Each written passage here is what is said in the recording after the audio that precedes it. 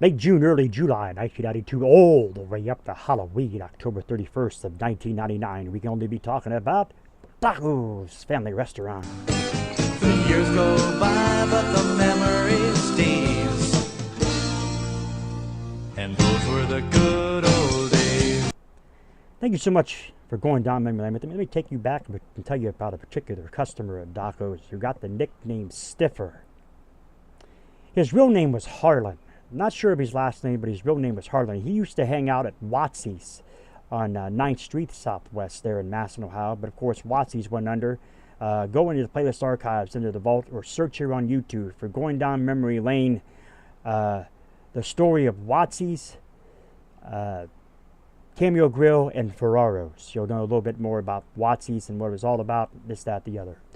Anyway, Harlan, Richard Pape, a guy who used to hang out at there at Watsy's as well, and had come into Doco's a few times, had told me once before that Harlan was an undertaker. Said that he dug graves at either Massillon's cemetery or the Brookfield cemetery there, and I'm not quite sure if that was true or not. But anyway, that's what he told me. But anyway, Harlan had come in, and every waitress hated to wait on him because he was just, he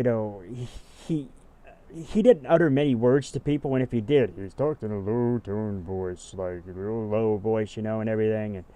And but Mark gave him I believe it was Mark that gave him the nickname Stiffer, because he did not like to tip the waitresses, and he was just, like I said, he was just that.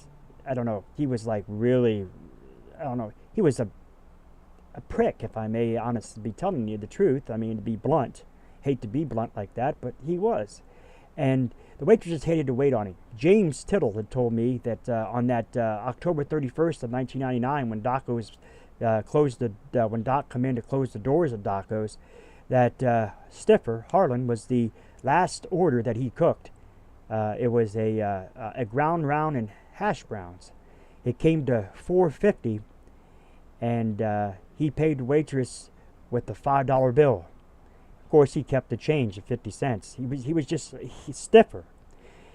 Another thing about him that was funny was he drove a 4-door Oldsmobile car, and he had papers in the front seat, stacked up papers in the front seat, and his whole entire back, the whole entire back seat of his car was filled with nothing but papers as well. Papers, or maybe some pieces of mail, whatever it was, but it was paper. And said that, that basically he didn't want to give anybody a ride, or anybody asking for a ride, never get anybody. But it was funny because I brought out some silverware, and Mark was over there behind the counter, getting him a cup of pop from the pop fountain back there. Mark says, "Raj, yeah, what, Mark?" He said, "Hey," he said, "go out back, strike a match, and go ahead and make sure that you set Stiffer's car on fire." It was funny because Harlan would just, or Stiffer, if you ever looked at him, like his glasses, he'd look down like, real angrily mean. And he did, like I said, he didn't utter many words. And the only words he actually uttered to me was, "Hey, can you get me a couple creams for my coffee?" And I gave that to him. Other than that, he really never uttered many words to me. And if he talked to the guys at the counter, I'm not sure what kind of conversation it stirred up or whatever. Like I said, he earned the nickname Stiffer, and because he used to stiff the waitresses. And it was funny, like I said, because Mark told me, "Hey, Raj, go back there or go out and strike that match and set Stiffer's car on fire," because it was a fire hazard.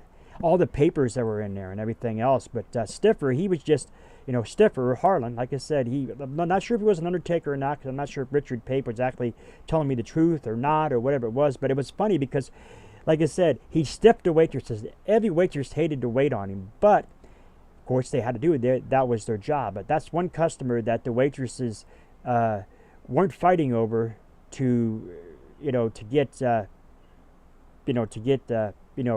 to wait on him. It was funny. We're talking Stiffer, Harlan. Funny time nonetheless. And like I said, James said he waited on, or he cooked these last order, that ground round and that hash browns, and he ended up paying the waitress with the $5 bill, with the $5 bill for $4.50. Funny time, nonetheless. Good old Stiffer. Go ahead, Rod. Go back there and strike a match and set his car on fire. Thank you so much for going down memory lane with me. I'll catch you next time.